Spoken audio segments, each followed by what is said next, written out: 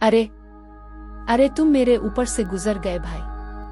अब वापस आकर दोबारा गुजरो वरना मेरा कद छोटा रह जाएगा, आर्यन ने शाहजेब से कहा। अस्मा बेटा, जरा चप्पल सीधी कर दो, अस्मा की उम्मी ने आवाज दी तो वो चप्पल सीधी करने लगी। नादिया बेटा, पाँव मत हिलाओ, शैतान झूला झूलता है। सीमा बेटी, तुम्हें कितनी मर्तबा समझाया है कि असर के बाद झाड़ू नहीं देते।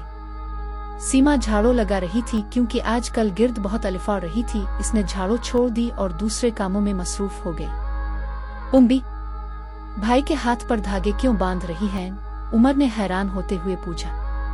बेटा, ये धागा लोगों की नजर बद से बचाने के लिए बच्चों के हाथों में बांधते हैं। ऐसी कुछ बातों का ताल्लुक तो अदब व आदाब से है। कुछ देखा देखी राइज हो गईं और फैलती चली गईं।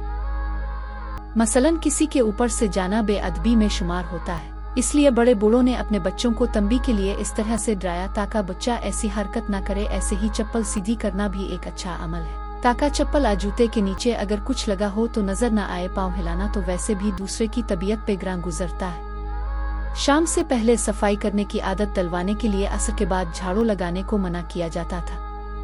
ये धागे वाली बात तो सदियों तक हिंदुओं के साथ रहते रहते उनकी देखा देखी मुसलमानों में भी पुख्ता हो गई। राखी हिंदुओं का त्यौहार है जिसमें किसी के हाथ पर धागा बांधते हैं ताकि वो हर बिला से महफूज रहे। हमारे यहाँ भी नजर बद से बचने के लिए काला धागा बांधा जाने लगा। इस गरज से बच्चे के माथे पर काला सा निशान भी बना दिया जाता है।